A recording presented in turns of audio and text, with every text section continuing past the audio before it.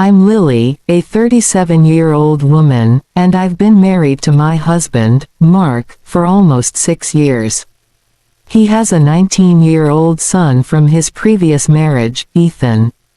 When I married Mark, Ethan was still in high school, shy and distant, trying to process his parents' divorce.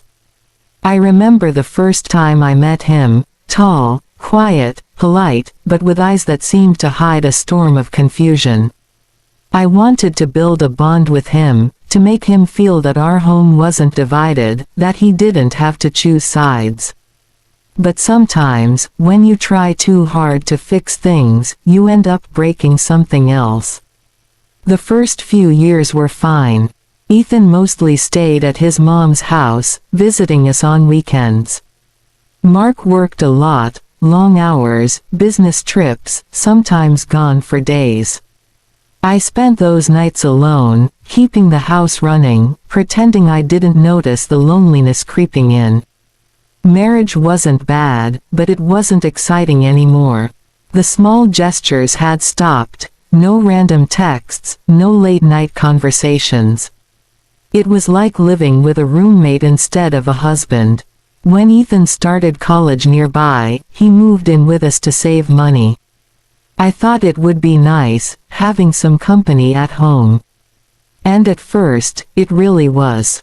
We'd cook together sometimes, talk about classes, movies, music. I could see glimpses of the sweet kid he was underneath that quiet exterior. He was respectful, mature beyond his age. But as months went by, I began to notice things, subtle, uncomfortable things I didn't want to admit even to myself.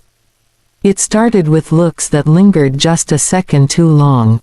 Compliments that sounded harmless but carried a weight behind them. "You look nice today, Lily. You always smell so good." Small comments that shouldn't have meant anything, but they did. I'd brush it off, laugh awkwardly, change the topic. But deep down, I could feel something shifting, a line slowly being drawn and blurred at the same time. One evening, Mark had to travel again for work, a 4-day trip. Ethan and I were home alone. It was a Friday night, quiet, the kind of silence that almost feels alive. I was in the kitchen making dinner when Ethan walked in. He leaned on the counter, watching me chop vegetables, and said softly, "Can I ask you something?" I didn't think much of it. I nodded, smiling. "Sure, what's up?" He hesitated, eyes locked on me, then said, "How do you know when you love someone, for real?" It caught me off guard. I thought he was talking about some girl from college. I laughed a little and said, "You'll just know. It's when you care more about their happiness than your own. When you can't imagine a day without thinking about them." He smiled faintly. "And, what if that person isn't supposed to be someone you love?" My hand froze midair. Something in his tone, the low, deliberate way he said it, made my stomach tighten. I turned to look at him, trying to read his face, but his expression gave nothing away. I forced a small laugh and said, "Then you don't. You remind yourself why you can't." He didn't reply right away. He just stared at me, like he was searching for something in my eyes. And then, almost in a whisper, he said, "What if it's too late for that?" My heart skipped. The air between us suddenly felt heavy, like time itself slowed down. I looked away, pretending to stir the pan, hoping he'd walk off, realizing how inappropriate that sounded. But he didn't. He stayed there, close enough that I could feel the warmth of his breath on my neck. "Ethan," I said finally, keeping my voice steady, "whatever you're thinking, stop. It's not okay." He nodded slowly but didn't move. "I know. I'm sorry. I see how Dad treats you sometimes, and it makes me angry. You deserve someone who actually looks at you the way you look at him."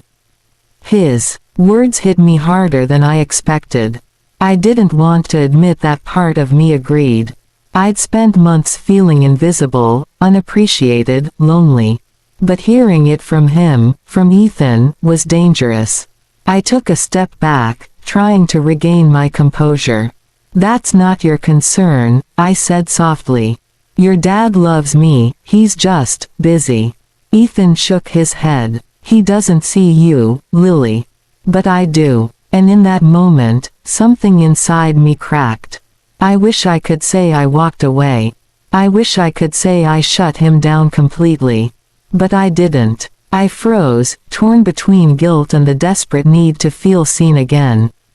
That night, after dinner, we watched a movie in the living room. We sat far apart at first, but as the movie went on, the distance between us somehow disappeared. Our shoulders brushed. Neither of us moved.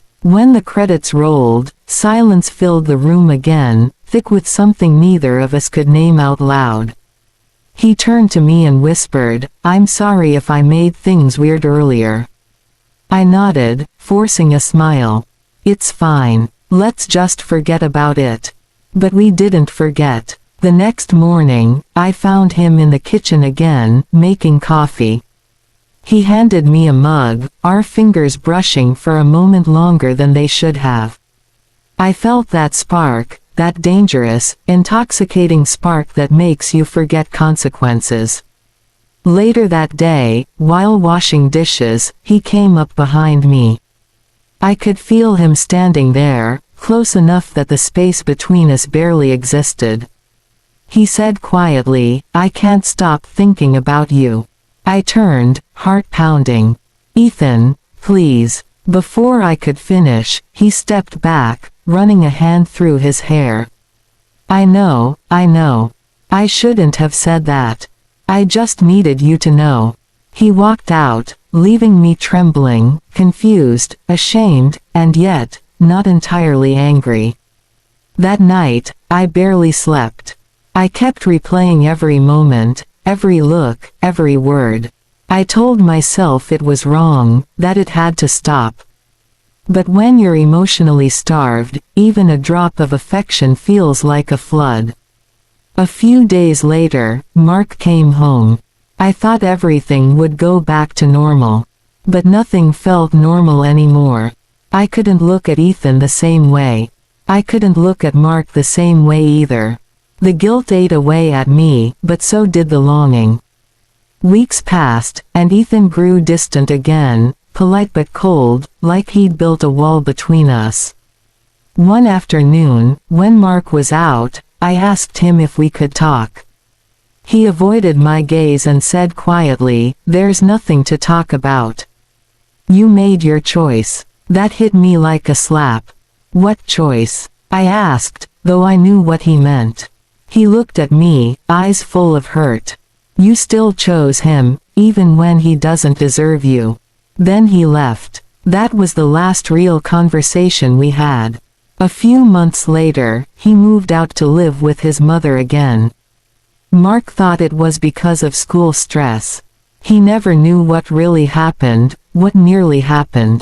Even now, when I walk into that kitchen, I can still hear his voice asking that question, what if it's too late for that? It echoes in my mind like a warning, a reminder of how fragile boundaries can be when emotions take control. I learned something from all of it. Love isn't just about what you feel, it's about what you choose. And sometimes, the hardest choice is walking away before you destroy everything you once wanted to protect. Because in that kitchen, for a brief, dangerous moment, I almost forgot who I was. And that's something I'll never forgive myself for.